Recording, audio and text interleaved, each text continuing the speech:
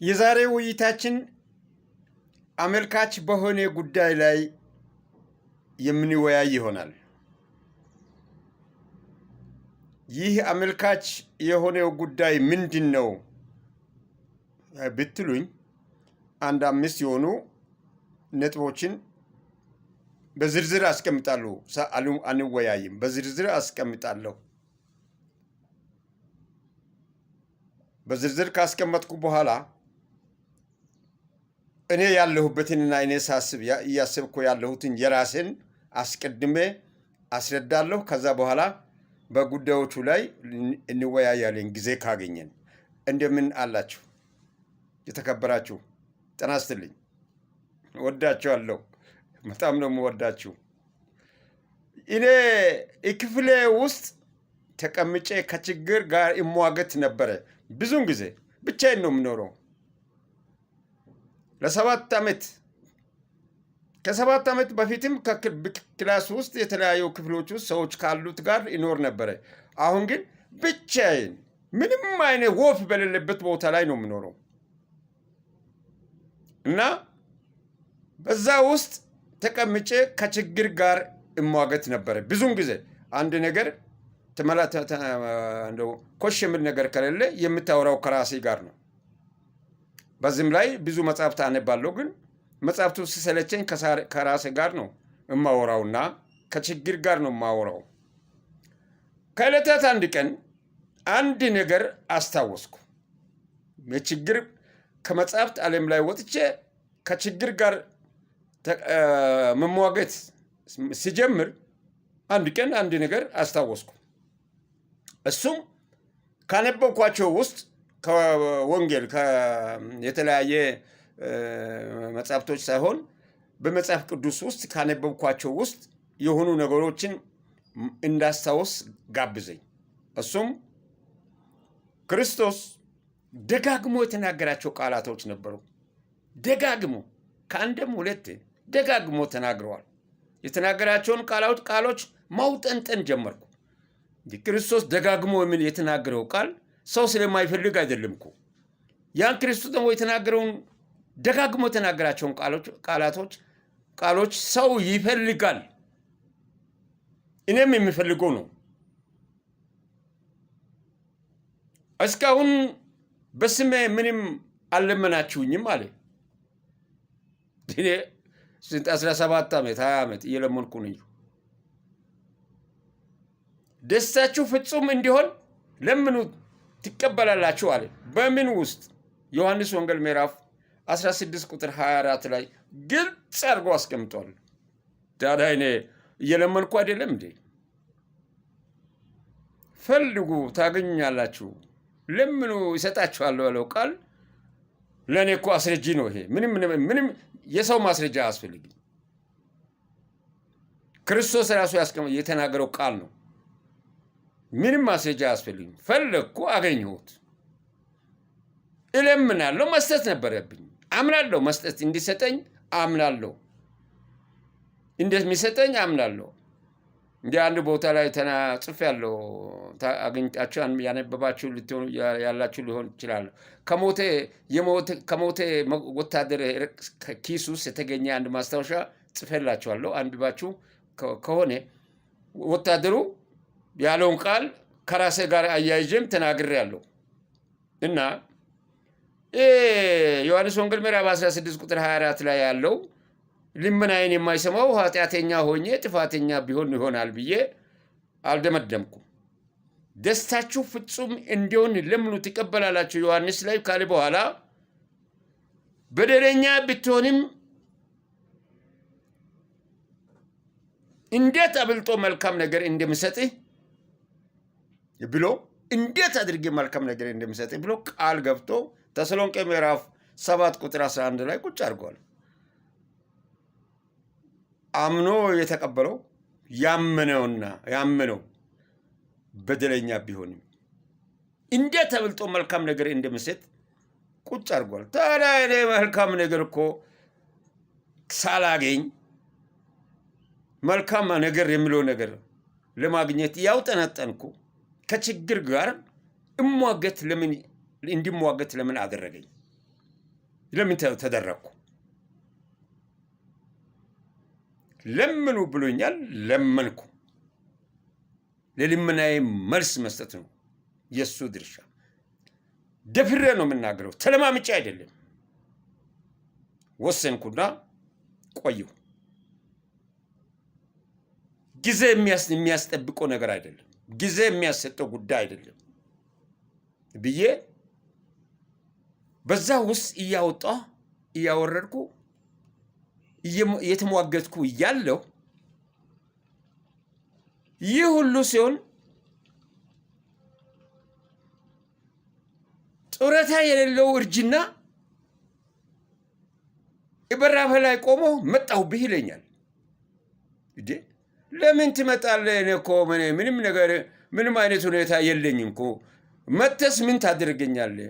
ከኔ ጋር አንተም እኮ ትቸገራለህ፣ በረንዳ ላይ ትወርቃለህ። ገና እኔ መስራት በሚገባኝ እድሜ ላይ ሆኜ ጤንነቴ በተሟላ ሁኔታ ላይ ኖሬ አንተ ስትመጣ ማረፍ እንዳልችል፣ አንተ ስትመጣ አርፌ እንዳልቀመጥ አድርጎ የተደረኩ መሆኔ እያየ ለምን መጣሁልህ አይደለም መጣሁብህ ትለኛለህ። መጣሁልህ ስትል እኮ እኔ እሮጣለሁ። ለምን መጣሁብህ ትለኛለህ? መጣሁብህ ስትል ሩጫ የከፋ ይሆናል። ጭንቁስ ለምን ትከተኛለህ ብዬ ጡረታ ከሌለው እርጅና ጋር እየተሟገትኩ እየተንፏቀቅኩ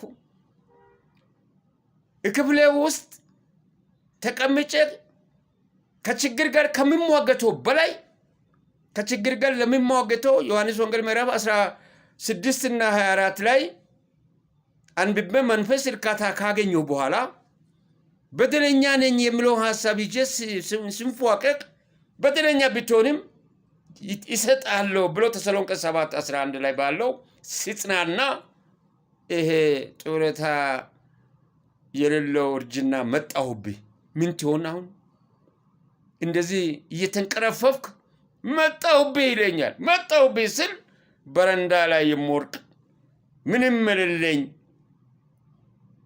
ጡረታ የሌለው እርጅና በመጣበት ጊዜ ይሰጣለሁ ላንተ በደለኛ ብትሆንም በዛን ጊዜ የምታርፍበትን ይሰጣለሁ ብሎ አይደለም ለምኑ ይሰጣቸዋለሁ ብሎ በድፍን ነው ያስቀመጠው። ያልሰራ ሰው ደግሞ ከየት ያገኛል? መስረቅ ኃጢአት ነው፣ መዝረፍ ኃጢአት ነው። በህይወቱ እያለ ካልሰራ ምኑን ነው የሚሰጠው? አምጥቶ ዝቆ ከመሬት ወርቅ ቆፍሬ አግኝተ ወርቅ ለማግኘት አፈር እንደምትቆፍር ቆፍሬ አታገኝም። ወርቁንም ለማግኘት ቆፍሬ ነው የምታገኘው። ቅድም አስቀምጫለሁ። ወርቅ ፍለጋ ከርሰ ምድርን መቆፈር ያስፈልጋል። ካልቆፈርክ ወርቁን አታገኝም። ይህን ወርቅ አግኝተ ነው ደግሞ መኖር የምትችለው። ዝም ብለህ ሜዳ ላይ ቁጭ ብለህ እንደ እስራኤላውያኖች መና እየበላህ አትኖሪም። የመና ጊዜ አልፏል። 40 ዓመት ሙሉ ምድረ ባዳ ላይ እስራኤልን መና ቀልበዋል። ያ የለም አይደለም፣ ያ የለም። ክርስቶስ ምድር ላይ ታምራቶችን ሰራ እንጂ በታምራት ሰው እንዲኖር አላደረግም። በታምራት ትኖራለህ ብሎ ቃል አልገባም። እኔ በታምራት የሚኖርበት ሁኔታ መሆን የለበትም ብዬ በውስጤ እያስብኩ እያለሁ ነው ጡረታ የሌለው እርጅና መጣሁብህ ብሎ አይኑን አፍጦ የመጣው። ለዚህ ሁሉ ያበቃኝ ምንድን ነው ለዚህ ያበቃኝ? እንደዚህ አይነት ጭንቅ ውስጥ እስኪገባ ድረስ የሚያስገባኝ ምንድን ነው? ለምንድን ነው እንደዚህ የሆንኩት ብዬ በራሴ ላይ እያሰላሰልኩ እንዲህ ብዬ ጻፍኩት።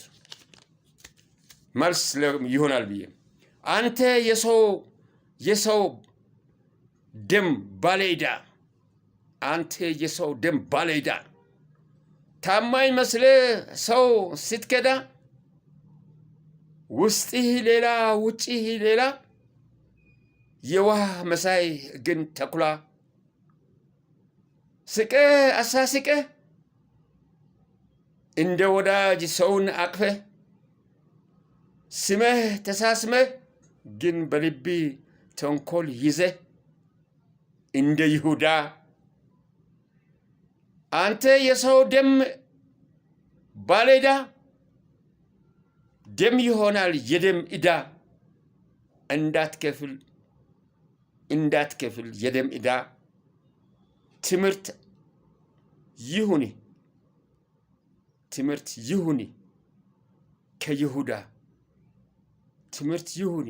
ከይሁዳ ይሁዳ ለራሱም አልበላም።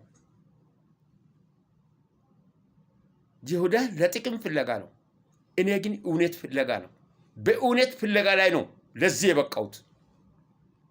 እውነት ጠፍታ እውነት ስትወርቅ እውነትን ለማንሳት በመሆነ ይህ ሁሉ ሁኔታ በእኔ ላይ ሲደርስ ነው ይህን አይነት ሁኔታዎች ውስጥ መግባት የቻልኩት።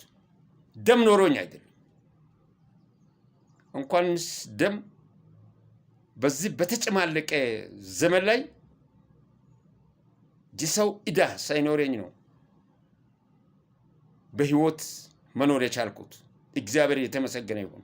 ስለረዳኝ ነው። እሱም ያ እርዳታ አይደለም የሰው ዕዳ እንዳይኖር፣ የሰው ደም በእጄ እንዳይገባ፣ የሰው ደም በእጄ እንዳይጮህ ራስን እንዲጠብቅ ያደረገኝ ከመጀመሪያ ጀምሮ ተተክዬ ያደግኩበት ቦታው ጥሩ ስለሆነ ምቹ ስለሆነ አደግኩ እንጂ ያንን ነገር አልፈጸምኩም እንጂ የሚፈጽሙ ከኔ ጋር አብረን የምንፈጽማቸው ሰዎች ላይ የደረሰው አልደረሰብኝም። እንደሱ የከፋ ነገር አልደረሰብኝም። ነገር ግን ክፉ ሐሳብ ካልቀረና ከወዲሁ ካልተገረዘ አድጎ ክፉ ንግግርና ክፉን ተግባር የሚያፈራ ክፉ ዛፍ ይሆናል የሚለው ቃል እንዳይሆን ነው የሸሸሁት። ክፉ ሐሳብ ለማስቀረት ነው የሸሸሁት።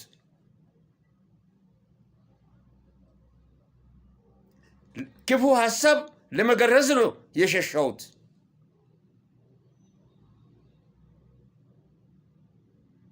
የሚያስፈራ ክፉ ዛፍ እንዳይሆን ነው የሸሸሁት። እንደ ዛፍ ተተክዬ እዛ ላይ ክፉ ፍሬ ላለማፍራት ነው የሸሸሁት።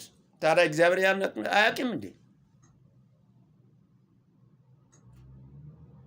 እኔ በራሴ ላይ ነው ይሄን የምናገረው። ለእናንተ ሐሳቡን ውይይታችን አመልካች በሆኑ ጉዳይ ላይ እንወያያለን ላልኩት ወደ ነበርኩበት አሁን ወደ መጀመሪያ ሐሳብ ላይ ተመልሼ ሁለቱም ወርቅ ፍለጋ ከርሰ ምድርን መቆፈር ድካም አለበት። ነገር ግን ካልደከምክ ወርቁን አታገኝም። ወርቅ ሳትቆፍር እንደ እስራኤላውያኖች መና እበላለሁ አላለም እግዚአብሔር። እኔን አንተን ሁላችንም ደክመን ለፍተን ጥረን የላባችን ዋጋ ነው በምድር ላይ እስካለን ድረስ የምንበላው በእውነት ላይ ተነስተን እውነትን ይዘን። ሁለተኛ ይህ ሆኖ ሳለ ነው ክፉ ሐሳብን ለማስቀረት ክፉ ሐሳብን ለመገረዝ አድጎ ክፉ ደረጃ ላይ እንዳይደርስ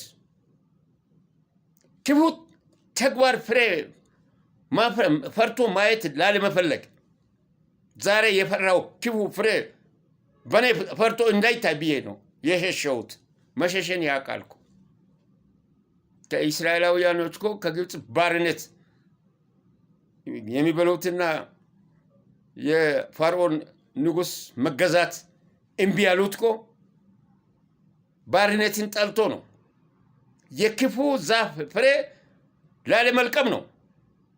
እኔም እንደዛው ነው የተሰደድኩት።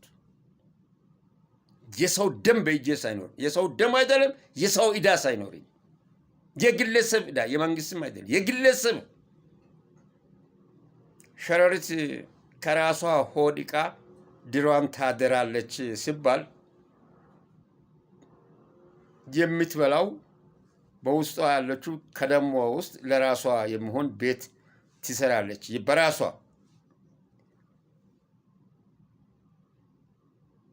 ወደ ማስተዋል የማይመራን ዕውቀት አደገኛ ነው።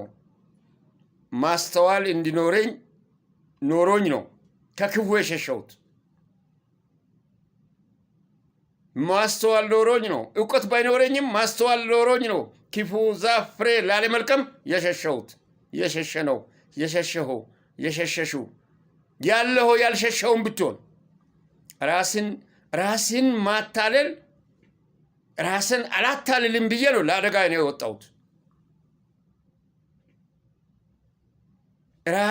ራሴን አላታልልም ብዬ ነው። ሌሎችን ከማታለል በላይ በዛ ውስጥ እያታለልኩ ራስን ቢቀመጥ ወደ ከፋ ደረጃ ላይ የምደርስ መሆንን ስላወቅኩ ነው የወጣሁት። ታዲያ መውጣትን መርቶ ያመጣኝም እሱ ነው። መርቶ ያመጣኝም እሱ ነው። የተሸከመኝም እሱ ነው። ታዲያ የተሸከመኝ እኔ መቼም መንፈስ ቢሸከመኝ በስጋ አይደለም በመንፈስ ነው የሚሸከመኝ።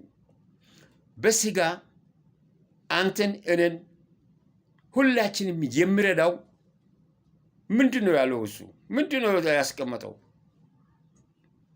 ደስታችሁ ፍጹም እንዲሆን ለምኑ ትቀበላላችሁ ብሎ ቃል የገባ አምላክ እኮ ነው። ይህን ያለ አምላክ ነው።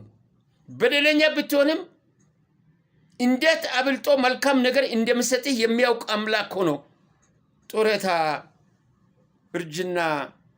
የሌለው እርጅና መጣሁብኝ ብሎ ሲፎክርባችሁ ምን ይሰማችኋል? እስቲ ይህንን ከኔ ህይወት ጋር እኔ አሁን ከተናገርኩት ጋር በማያያዝ ያስቀመጥኩትን መግቢያ የዛሬው ውይይታችን አመልካች በሆነ ጉዳይ ላይ እንወያያለን ላልኩት አመልካችነቱን ሸረሪት ከራሷ ሆድ ዕቃ ድሯን ታደራለች። ወርቅ ፍለጋ ከርሰ ምድርን መቆፈር ድካም እንዳለበት ተረድታችሁ ወደ ማስተዋል የማይመራን ዕውቀት አደገኛ ስለሆነ ስለ ራሳችሁ እግዚአብሔር የሚረዳ ቢሆንም አስተውለም ተጠንቅቀ ማድረግና ማውጣት መግባት መስራት እንዳለብህ ራስን ማታለል ሌሎችን ከማታለል የከፋ እንደሆነ ራስን ሳታታልል እግዚአብሔር ይሰጠኛል፣ እግዚአብሔር ይቀልበኛል፣ እግዚአብሔር ያኖረኛል ብለህ ሳትዘነጋ በምትሰራው ስራ ፍሬ እግዚአብሔር እየባረከ የሚረዳ መሆኑን ተረድተህ በውይይቴ በኔ ላይ እኔ ያስቀመጥኩትን ግንዛቤ ይዘህ እንድትወያይ ለማሳሰብ ነው።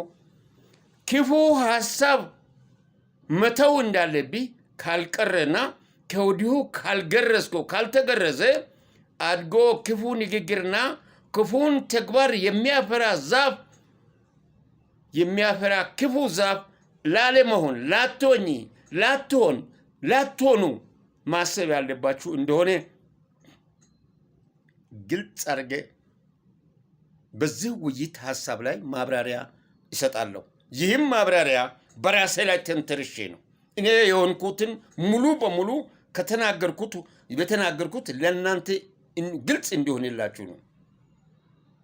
በእነዚህ በአምስቱ ነጥቦች ውስጥ ስታስቡ ውስጥ አስገብታችሁ ራሳችሁን ስትጨምቁ የምታገኙን እኔን ነው። እኔ ክፍል ውስጥ ተቀምጬ ከችግር ጋር ስሟገት በነበርኩ ጊዜ ያገኘኋቸው ሀሳቦችን መልሼ እንደገና ትርጉም ሰጥቼ የሰጠኝን ሀሳብ ይዤ በነበርኩ ሰዓት ላይ ጡረታ የሌለው እርጅና መጣሁብህ ብሎ ሲፎክርብኝ ለሚፎክረኝ መልስ ለመስጠት ለምን ይፎክርብኛል? እኔ እኮ አጥፍቼ ወይም እንዲህ አይነት የሰው ደም በእጄ ኖሮኝ አታልዬ አይወጥ አለመሆኔን የሚያውቅ አምላክ ይህ ጡረታ ሲፎክርብኝ ለምን ዝም አለ ብዬ ግልጽ ነው የምንነጋገረው። ይህን ግልጽ ውይይት ነው ያቀረብኩላችሁና እንድትሰሙና በዚህ ሁኔታ ሀሳባችሁን ይዛችሁ ማጠቃለያ